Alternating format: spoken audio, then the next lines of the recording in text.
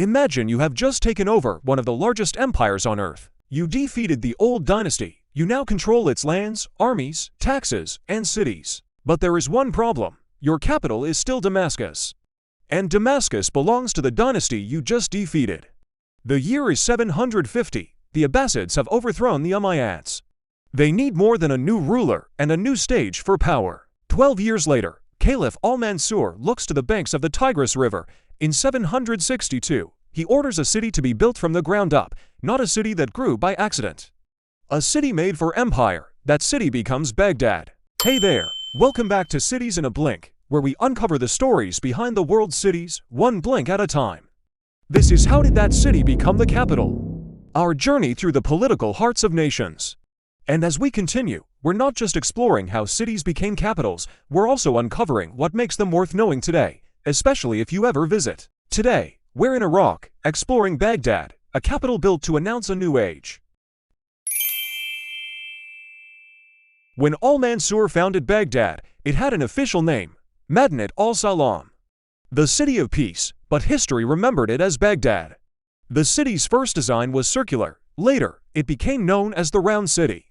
At the center stood the caliph's palace and the main mosque. Around them were government offices, military spaces, markets, roads, walls, and gates. This was city planning as a political message. The ruler stood at the center. The state revolved around him. Baghdad's location made that message stronger. It stood on the Tigris River, close to older Mesopotamian and Persian worlds. Farmland could feed it. River routes could connect it. Caravan roads could bring merchants, officials, soldiers, and ideas. For the Abbasids, this was the point. Baghdad was new enough to break from Damascus. But it was placed in a region old enough to carry deep power. By the late 700s, the city was growing quickly. Merchants filled its markets, officials served the Abbasid state. Scholars, doctors, translators, poets, astronomers, and mathematicians came to the capital. Baghdad became a place where government and knowledge moved together. Then came its most famous age. Under rulers such as Harun al-Rashid and al-Mun, Baghdad became one of the great intellectual centers of the world.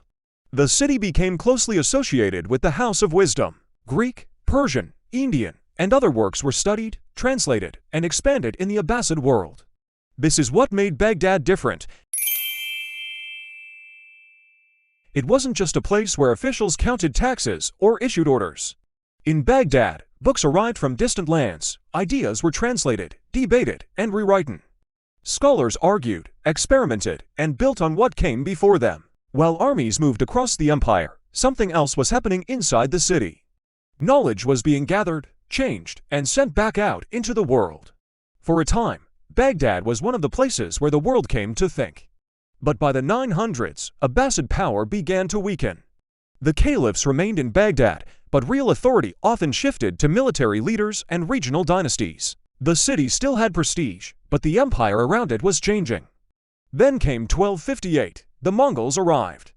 Baghdad fell. The Abbasid Caliphate in the city came to an end. Libraries, institutions, neighborhoods, and lives were destroyed. A city that had gathered knowledge from across the world was broken. Baghdad survived, but it was never again the same Abbasid capital. In the centuries that followed, the city passed through different rulers. It came under Mongol successor states. It was pulled between Persian and Ottoman power. In 1534, the Ottomans took Baghdad.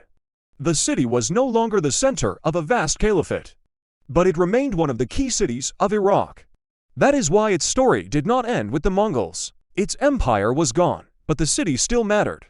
In 1917, during World War I, British forces captured Baghdad from the Ottomans. After the war, Iraq came under British mandate.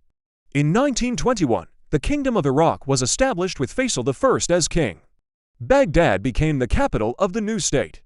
In 1932, Iraq gained independence and Baghdad remained the capital. If you visit Baghdad today, those layers still matter. Be sure to spend some time by the Tigris River as it flows through the city. You can also walk along Almudin Abbey Street, where the memory of books, writers, and public culture still lives on. And don't miss the old markets, where Baghdad's commercial life continues to unfold. And places like the Mustan Syria School remind visitors of the city's long connection to learning. If you enjoy discovering cities and the stories behind them, Don't forget to subscribe and join us for more journeys around the world.